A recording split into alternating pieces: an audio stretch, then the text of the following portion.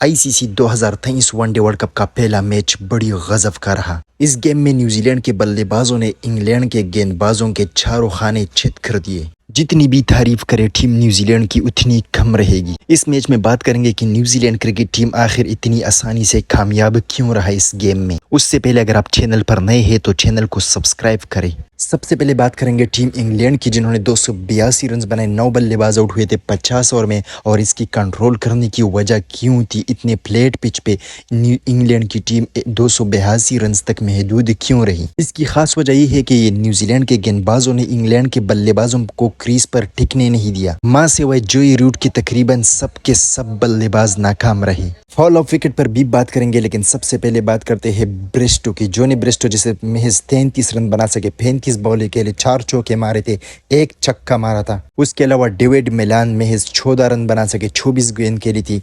जोई रूट की जिसकी हम बात कर रहे हैं कि सिर्फ मां से वह जोई रूट था, जिन्होंने अच्छी बल्लेबाजी की। 77 रन बनाए, 86 बॉल्स के लिए थे, सिर्फ 4 चौके 1 छक्का मारा था। पावर हिटर के नाम से जाने जाने वाले बल्लेबाज हैरी ब्रूक्स भी नाकाम रहे और 25 रन बनाए, महज 16 गेंदों पे 4 चौके 1 छक्का। इसके बाद मोइन अली बल्लेबाजी करने आए, लेकिन वो महज 11 रन ही बना सके। अगर बात की जाए कप्तान विकेट कीपर जोस बटलर की, तो वो अच्छा खेल रहे थे, लेकिन वो भी 43 रन पे अपने विकेट को खो बैठे। लियम लिविंगस्टन भी नाकाम रहे, महज 20 रन बनाए। सैम करन 14 और इसके अलावा क्रिस वोक्स 11। 9वीं विकेट महज 252 रन पर गिरी थी, लेकिन उसके बाद टेलेंडर मार्क वुड और आदिल रशीद ने स्कोर को 282 रन तक पहुंचाया। जिस तरह के हमने वीडियो के शुरू में बताया कि एक प्लेट पिच पे इंग्लैंड की टीम को कंट्रोल करने की वजह क्या थी, तो वजह थी फॉल ऑफ विकेट। पहली विकेट 40 की स्कोर पर डेविड मिलान, दूसरी विकेट 64 पे जोनी ब्रेस्टो, तीसरी विकेट 94 पे हैरी ब्रूक्स। इसके अलावा अगर बात की जाए तो 118 पर चौथी, और फिर उसके बाद थोड़ी सी पार्टनरशिप जोस बटलर और जोई रूट के दरमियान बिड हुई थी,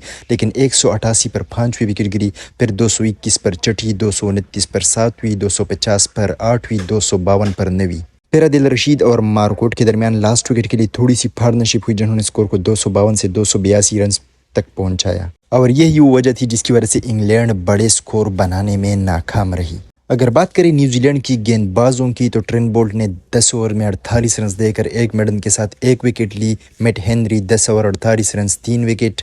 Mitchell Santner 10 over 37 run 2 wicket. काबिल तारीफ इनका बॉलिंग रहा, 3.7 की इनकी एवरेज थी। रचिन रविंद्र की अगर बात की जाए तो 10 ओवर में 76 जो महंगे साबित हुए, 1 विकेट ली थी। और ग्लेन फिलिप्स ने 3 ओवर में 17 रन दिए और 2 बल्लेबाजों को पवेलियन की राह दी गई। अब बात करते हैं न्यूजीलैंड की बैटिंग की। जितनी भी तारीफ करे वो कम है। David Conway, remember the name David Conway, 152 run, 121 ball, 19 चौके, 3 छक्के, 125.62 इनका स्ट्राइक रेट रहा। लेकिन अगर बात की रहे विल यंग की, जो कि दूसरे ओवर की पहली गेंद पर बगैर कोई रन बनाकर सैम करन की गेंद पर आउट हुए थे।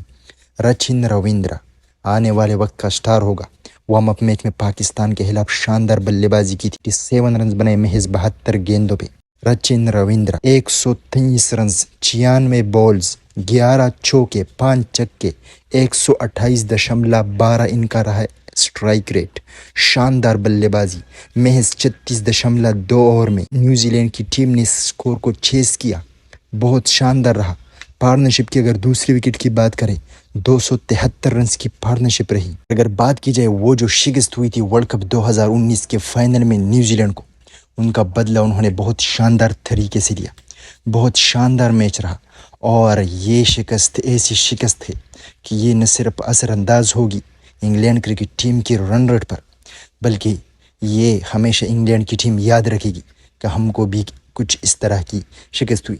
और इंग्लैंड की टीम की अगर बात की जाए तो इंग्लैंड की टीम अक्सर सीरीज़ के शुरू में कुछ इस तरह मुश्किलात का सामना करना पड़ता है उनको, और पाकिस्तान ने भी पिछले साल 2019 में शिकस्त दिया था।